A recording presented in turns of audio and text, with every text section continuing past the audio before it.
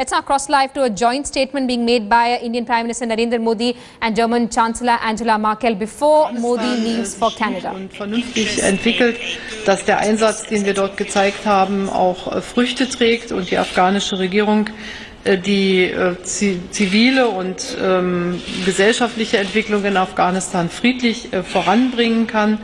Und insofern gab es auch hier ein hohes Maß an Gemeinsamkeiten, die wir weiter ausbauen können. Wir haben gesprochen über die Beziehungen der Europäischen Union zu Indien und hier ein gemeinsames Interesse festgestellt, dass die Gespräche über das Freihandelsabkommen fortzusetzen, und Deutschland fühlt sich verpflichtet, auch die Verhandlungen der Europäischen Kommission mit Indien zu unterstützen. Eine weite Strecke des Weges ist bereits zurückgelegt, und es wäre sehr wünschenswert, dass wir die letzten Hindernisse auch noch überwinden können. Das bedarf dann aber auch der Kooperations- und der Kompromissfähigkeit auch auf der europäischen Seite, und ich möchte mich für die deutsche Regierung hier auch ganz bewusst dafür einsetzen. Insofern waren es sehr intensive und sehr enge Gespräche. Ich möchte Premierminister Modi danken, dass er sowohl mit einer großen Wirtschaftsdelegation hierher gekommen ist, dass wir eine beeindruckende Präsentation Indiens erlebt haben, inklusive des Wappentiers der gesamten Kampagne, dem Löwen in Hannover. Und ich glaube, es war der richtige Zeitpunkt, dass die neue Regierung sich mit ihren Vorstellungen hier in Hannover weltweit und damit aber auch in Deutschland präsentieren konnte. Und ich freue mich auf das Wiedersehen im Herbst in Indien. Und ich glaube, bis dahin werden wir weitere Schritte auf dem Weg unserer Zusammenarbeit auch bewältigt haben. Nochmal herzlich willkommen hier in Berlin. Thank you.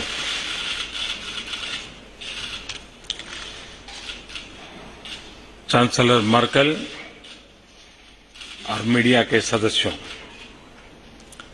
मैं chancellor Merkel का और Germany का आभार व्यक्त करता हूं। मेरा और मेरे डेलीगेशन का गर्मजोशी और सम्मान की भावना से जो स्वागत किया, इसके लिए मैं हृदय से बहुत बहुत आभार व्यक्त करता हूं। और विशेष करके इसलिए कि मेरी सरकार के पहले साल में उन्होंने भारत को विश्व के सबसे बड़े ट्रेड फेयर में पार्टनर कंट्री चुना। चांसलर मर्केल ने हैनोवर में मुझे, मेरे डेलीगेशन और भारत की कई कंपनी के सीईओज को साथ अपना बहुमूल्य समय दिया, और आज फिर से बर्लिन में मेरा और मेरी डेलीगेशन का हार्दिक स्वागत हुआ और विस्तार से चर्चा करने का अवसर मिला। मैं इस बात के लिए धन्यवाद देता हूं कि बड़े खुले मन से और गहराई से भारत और जर्मनी के संबंधों के बारे में हमने बातचीत की है।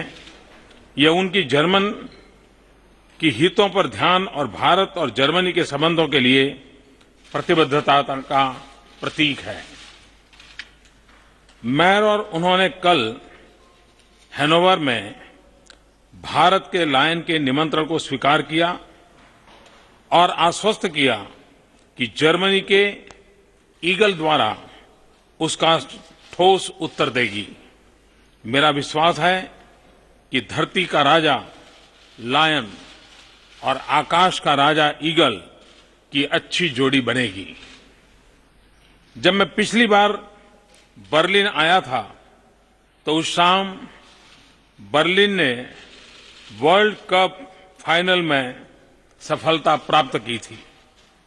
मैं आज यह महसूस कर रहा हूं कि भारत और जर्मनी स्ट्रैटेजिक पार्टनरशिप को एक नई ऊंचाई पर ले जाने में हम सफल हो रहे हैं और बहुत तेजी से नई ऊंचाइयों को छू रहे हैं। भारत में जब कोई टेक्नोलॉजी, मैन्युफैक्चरिंग या हाई क्वालिटी की बात करता है तो सबसे पहले जर्मनी का ध्यान आता है। तो यह स्वाभाविक है कि आज भारत जब आर्थिक विकास और रोजगार के लिए मेक इन इंडिया के नए रास्ते पर चला है तो उसे जर्मनी के साथ की अपेक्षा है। आर्थिक परिवर्तन या सामान्य व्यक्ति के जीवन में सुधार कि किसी भी उद्देश्य के बारे में सोचे तो उसमें टेक्नोलॉजी, स्किल, इनोवेशन एवं इन्वेस्टमेंट की बड़ी भूमिका होती है। मेरा जर्मनी आने का उद्देश्य यह था कि जर्मन इंडस्ट्री को भारत में आने के लिए आमंत्रित करूं और उन्हें आश्वस्त करूं कि उन्हें एक खुले, आसान और स्थिर आर्थिक माहौल मिलेगा और जिसमें प्रवेश करने में और काम करने में मेरी तरफ से पूरी सहायता मिलेगी। चांसलर मर्केल और जर्मन इंडस्ट्री के उत्साह और रुचि को देख करके मैं बहुत प्रोत्साहित महसूस कर रहा हूं। उनके फीडबैक से नीतियों को बनाने में बहुत लाभ होगा। मैंने यह निर्णय किया है कि जर्मन कंपनीज के लिए हम एक मैकेनिज्म बनाएंगे ताकि उनको भारत में निवेश करने में, बिजनेस करने में आसान रहे, सुविधाएं उपलब्ध हो। भारत का मेक इन इंडिया और हमारे युवाओं को रोजगार, स्किल डेवलपमेंट पर आधारित है। जर्मनी पूरे विश्व में स्किल डेवलपमेंट के क्षेत्र में लीडर माना जाता है। भारत में स्किल डेवलपमेंट हमें उनकी परिस्थितियों को देखते हुए करनी होगी। साथ ही साथ जर्मनी से हम बहुत कुछ सीख सकते हैं और इस बारे में विस्तार से बातचीत हुई है। उसी प्रकार साइंस, टेक्नोलॉजी और एजुकेशन में हम और घनिष्ठ संबंध और सहयोग बढ़ाएंगे। एक क्षेत्र जो मेरे लिए निजी रूप से और देश के लिए बहुत बड़ी प्राथमिकता रखता है वह है रिन्यूएबल एनर्जी और एनर्जी एफिशिएंसी। जैसा कि मैंने पहले कहा कि हमने 175 गीगावाट का रिन्यूएबल एनर्जी का बहुत बड़ा लक्ष्य रखा है। जर्मनी इस क्षेत्र में भारत को बड़े स्तर पर आर्थिक सहयोग कर रहा है। मैं चाहूंगा कि इसके साथ ही जर्मनी भारत में क्लीन एनर्जी के उपकरणों का बनाने में भी आगे बढ़े और साथ मिलकर क्लाइमेट चेंज की चुनौती का हम सामना करें। भारत मैन्युफैक्चरिंग हब बनेगा और इंफ्रास्ट्रक्चर का विस्तार होगा तो ट्रेड के लिए भी लाभदायक होगा। आयात की जरूरत और बढ़ेगी और स्वाभाविक है कि इससे जर्मनी की इंडस्ट्री को भी बहुत लाभ होगा।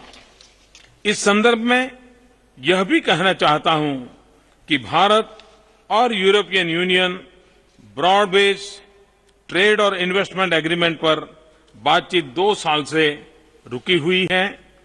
मैंने चांसलर मर्केल से आग्रह किया है कि भारत और यूरोपीय यूनियन की बातचीत को जल्द से शुरू किया जाए तथा संतुलित और दोनों पक्षों के लिए लाभदायक एफटीए संपन्न किया जाए। भारत एडवांस टेक्नोलॉजी और डिफेंस मैन्युफैक्चरिंग के क्षेत्र में भी सहयोग बढ़ाना चाहता है। आशा करता हूं कि जर्मन इंडस्ट्री इसमें गर्मजोशी से भाग लेगी और आपकी सरकार से पूरा सहयोग मिलेगा। चांसलर मर्केल और मैंने अंतर्राष्ट्रीय मुद्दों पर भी बातचीत की है। भारत में हमारा यह मानना है कि यूरोप की आर्थिक गति वैश्विक अर्थव्यवस्था के लिए और यूरोप में स्थिरता वैश्विक शांति के लिए अत्यंत महत्वपूर्ण है। इन दोनों चुनौतियों पर जर्मनी के नेतृत्व की विश्व की अपेक्षा है। मैं ईरान से सफल बातचीत के लिए आपका भी सराहना करता हूं। इससे पूरे क्षेत्र पर सकारात्मक प्रभाव पड़ेगा। पश्चिम एशिया में अस्थिरता हमारे नागरिकों की सुरक्षा पर असर करती है।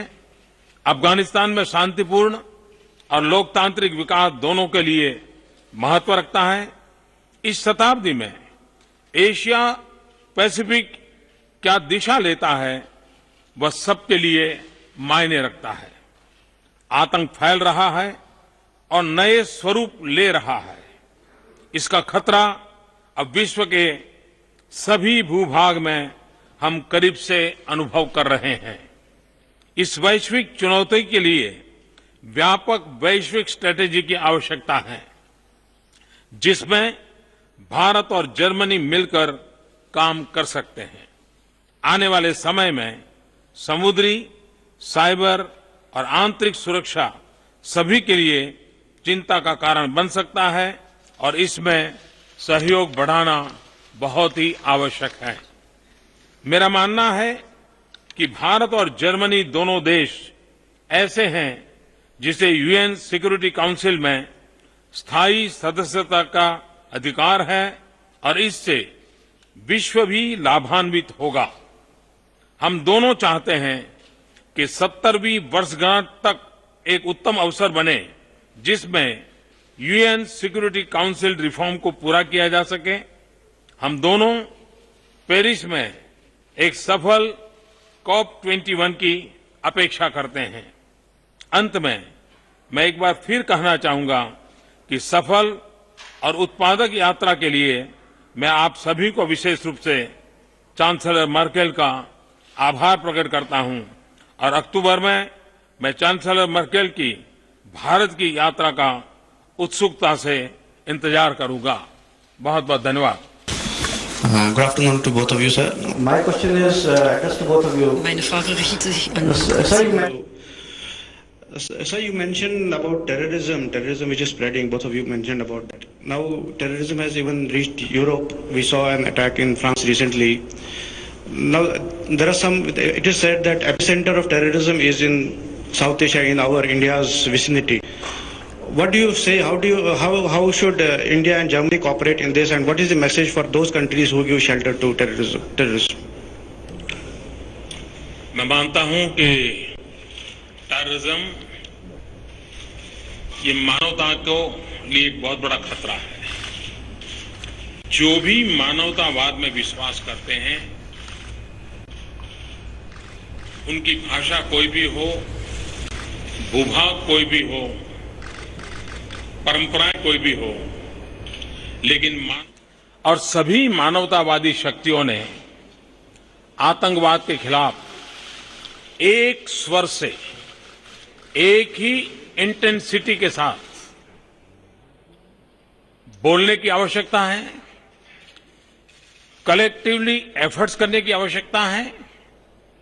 और हम देख रहे हैं, आज से 25 साल पहले हम जब भारत के लोग दुनिया को आतंकवाद के खतरे की बात बताते थे तो कुछ लोग हमें कहते थे कि आपका लॉ एंड ऑर्डर प्रॉब्लम है। आज दुनिया को समझ आया कि कितना भयंकर रूप होता है और ये मानवता के खिलाफ एक लड़ाई है। जब तक हम मानवतावादी शक्तियों को एकत्र नहीं करते हैं और हम आतंकवाद के सामने समान रूप से व्यवहार नहीं करते हैं, उनको खुला मैदान मिल जाता है।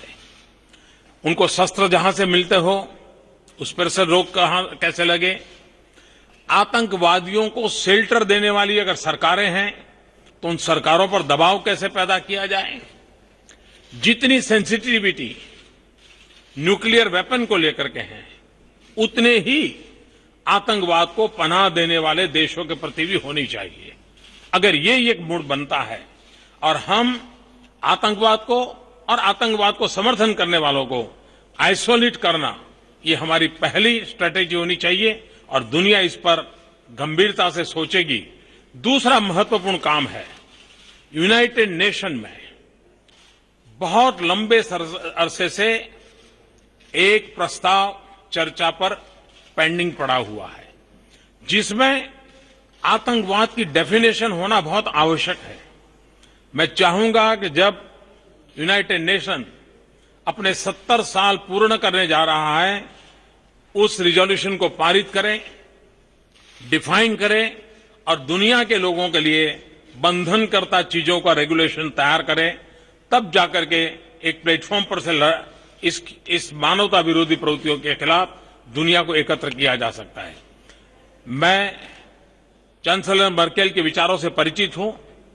वे आतंकवाद के खिलाफ उतने ही स्पष्ट विचार रखती हैं जितना कि हम भारत के लोग जो पिछले 30 साल से आतंकवाद से परेशान हैं, हम अनुभव करते हैं।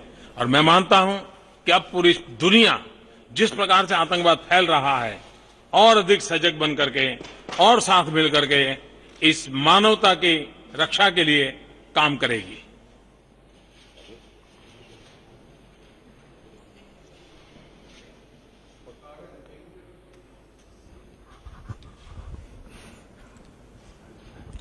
Herr Ministerpräsident, Sie haben die Reform des UN-Sicherheitsrates erwähnt. Ich hätte ganz gerne gewusst, ob Sie immer noch glauben, dass der gemeinsame Weg Indiens mit Deutschland, Japan und Brasilien, einen ständigen Sitz im UN-Sicherheitsrat zu erreichen, der richtige Weg ist oder ob Indien einen anderen Weg gehen möchte.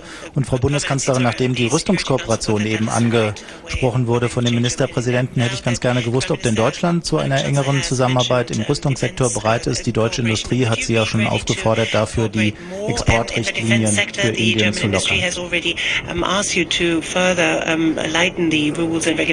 Fange ich an bei den Exportrichtlinien, die liegen ja fest und wir entscheiden das von Fall zu Fall.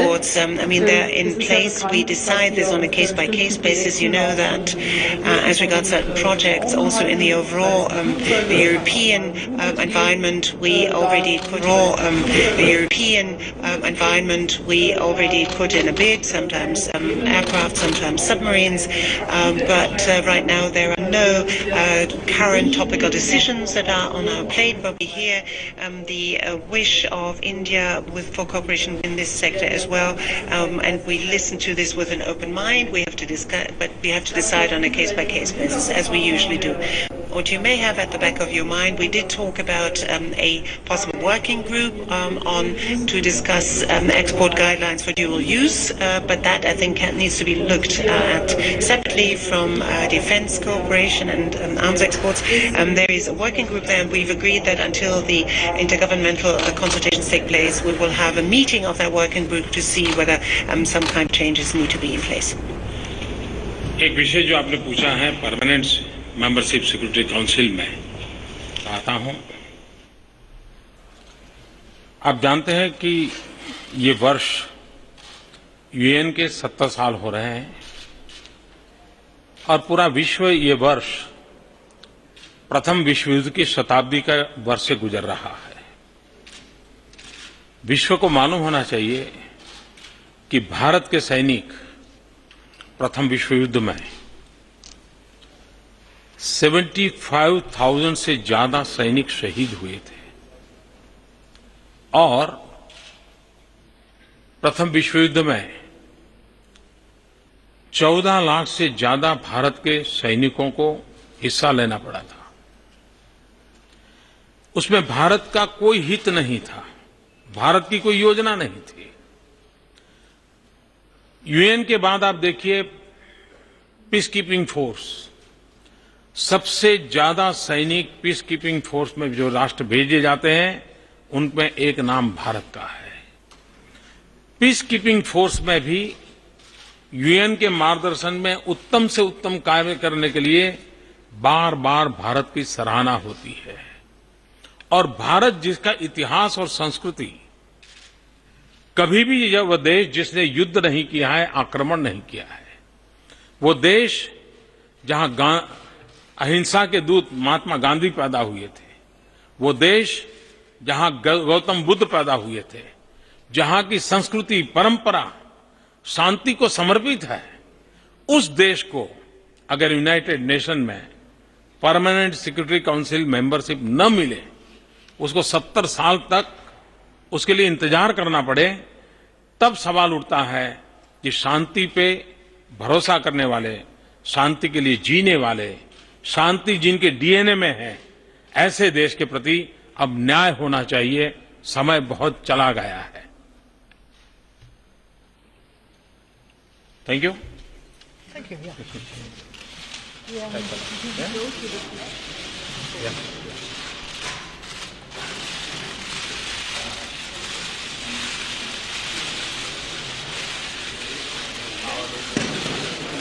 Yeah.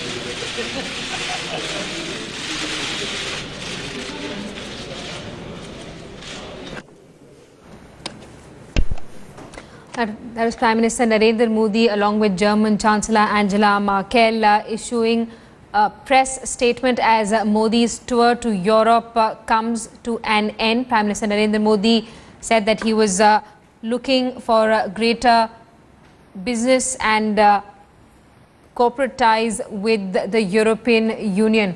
Prime Minister Modi is on a 3-nation 9-day tour. Germany was his second stop. He is expected to fly to Canada now. He addressed a press meet along with German Chancellor Angela Merkel, where both spoke about a constructive dialogue that the two leaders shared. He also said that he got a very good response to all the points that he put forth before the German Chancellor. Narendra Modi also spoke about the need for India to once again get a permanent seat in the UN Security Council. This is something that Modi spoke about in France as well, where he said that the time has come for India to stop pleading and asking for it. The time is now for India to demand a permanent position for itself in the UN Security Council. These are pictures that we're getting you from Berlin. Let's get a word from our Deputy Editor Smita Sharma, who's with us on the phone line. Smita, take us to the big takeaways of Modi's visit to Germany. Well, you know, we saw, in fact, the entire spectrum of Indian, in fact, companies exhibit there at the Hannover Messe, really, which was where India was a partner country, and the Prime Minister try and make that big pitch so that more and more German firms can come into India and try and invest out here. Now, how many of them are really convinced by the Prime Minister at this point in time, and how many of them can come back and find that the business process in India has really been eased out? I would say the jury's still out on that one. But we just, of course, saw that meeting, the strategic level talks that happened in Berlin between Prime Minister Modi and, of course, the German Chancellor Angela Merkel. That important point in the statement being made, of course, that the both of them, in fact, aim to isolate the countries who promote terrorism and who harbor terrorists, and also both the countries, in fact, pledging support for each other's membership in an expanded United Nations Security Council. These are, of course, the important takeaways from those press statements that we saw the two of them just make.